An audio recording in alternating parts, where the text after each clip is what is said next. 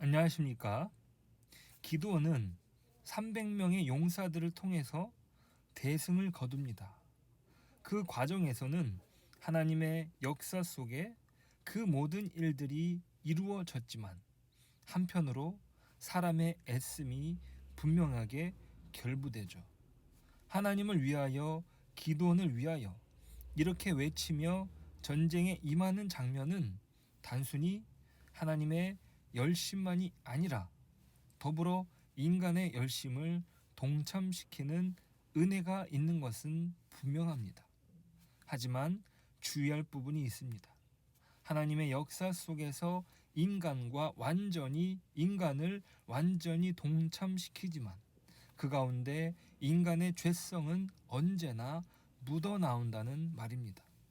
기드온은 놀라운 전략으로 13만 5천 명의 대군을 무찌릅니다. 정말 대단하죠. 칼이 아니라 항아리와 횃불로 적을 교란시켜 서로가 싸우게 만드는 전략을 택합니다. 그 속에는 하나님의 전능하신 역사가 있었습니다. 하나님의 일하심이 아니었다면 불가능한 이야기였음을 신앙을 가진 자들은 이 부분을 놓치지 말아야 합니다. 그런데 인간은 자신의 공적을 드러내고 싶어 합니다. 분명 기드온을 위하여라고 했을 때는 사기 진작을 위한 어떤 조치였을 것이나 이것은 본인도 물론이거니와 타인에게도 어떤 우월감을 조성합니다. 오늘 본문에서 에브라임은 기드온에게 꼬투리를 잡습니다. 어째서 자신들을 늦게 전쟁에 불렀느냐고 불만을 표출합니다. 1절이에요.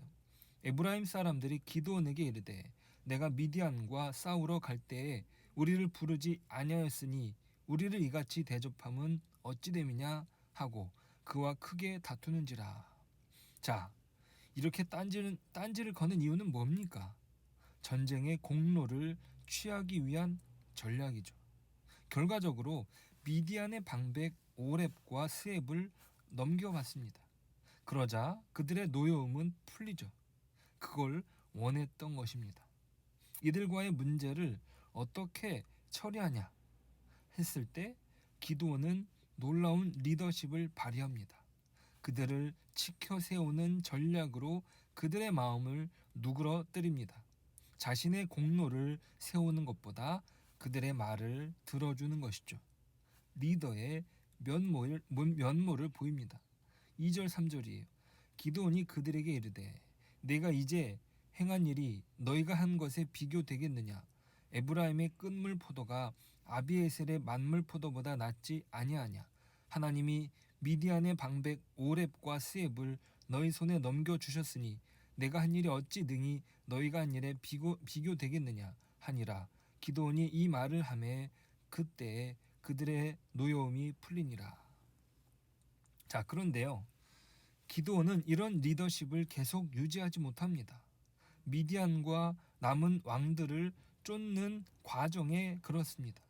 300명의 용사가 12만 명을 처치하며 지칠 대로 지쳤습니다.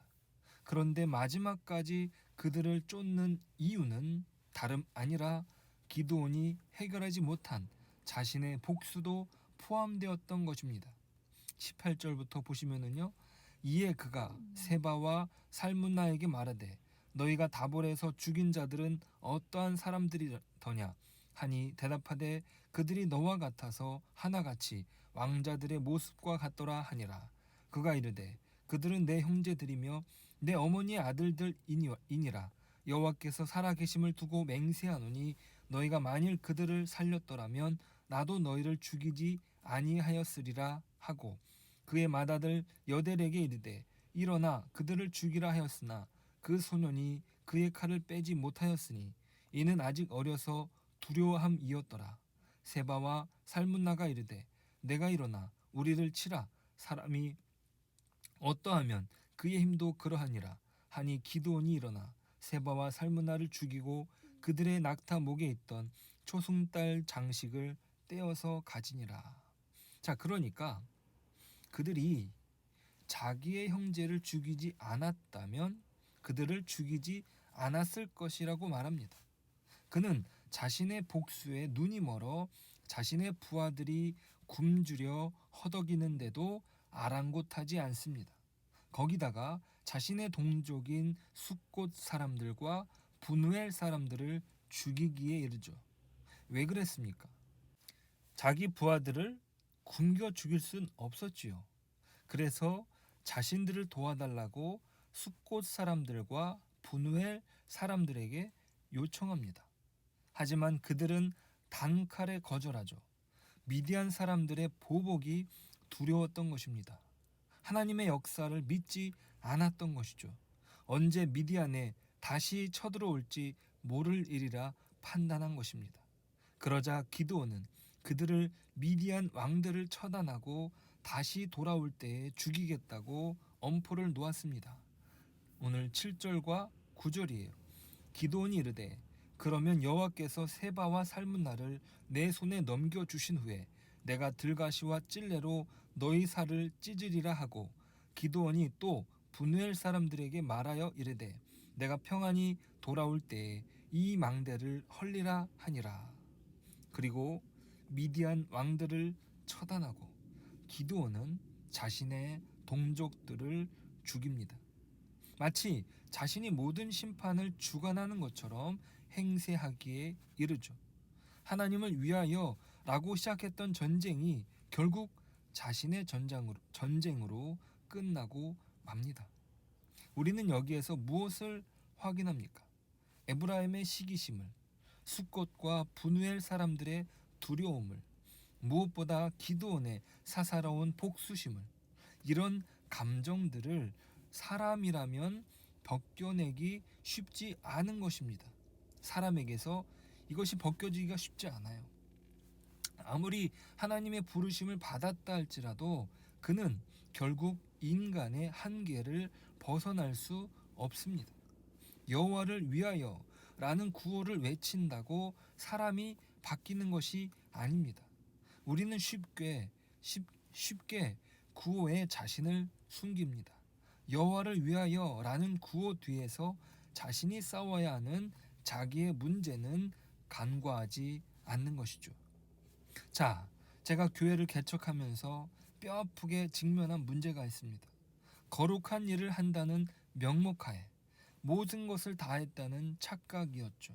사역에 열매만 있으면 된다고 생각했고 내가 맡고 있는 영혼들이 온전히 세워지는 것에 보람을 느꼈습니다.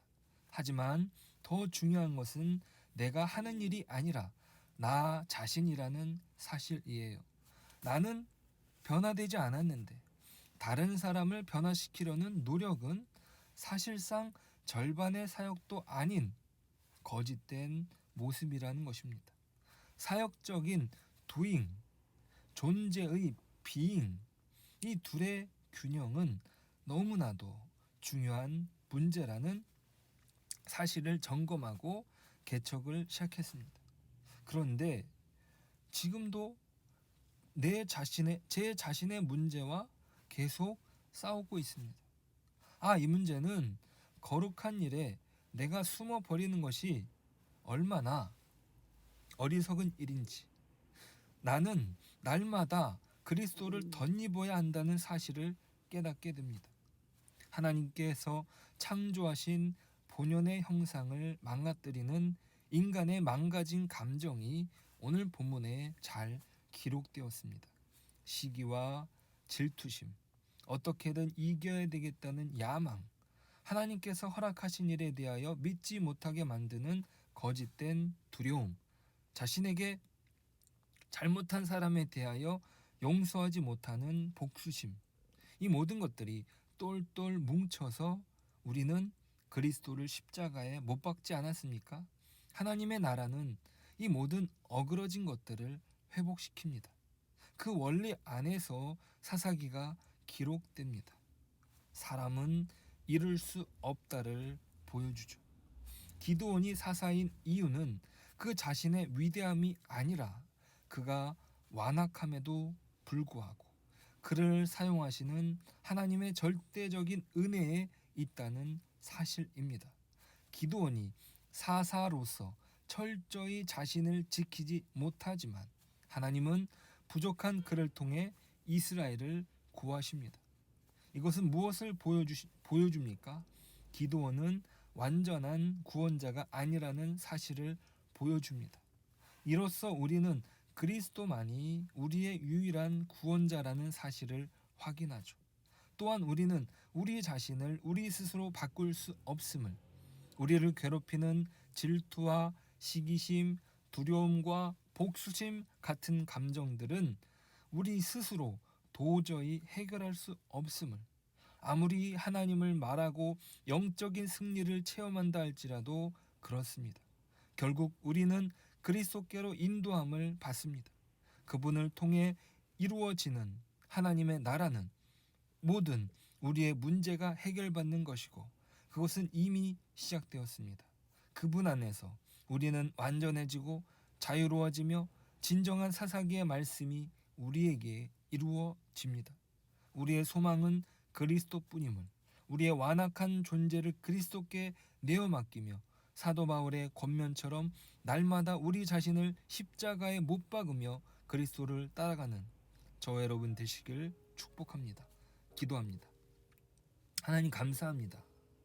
우리를 망가뜨리는 그 헛된 감정들, 욕심, 질투, 시기, 두려움, 복수심, 그 모든 것들을 주님의 십자가 앞에 내려놓습니다.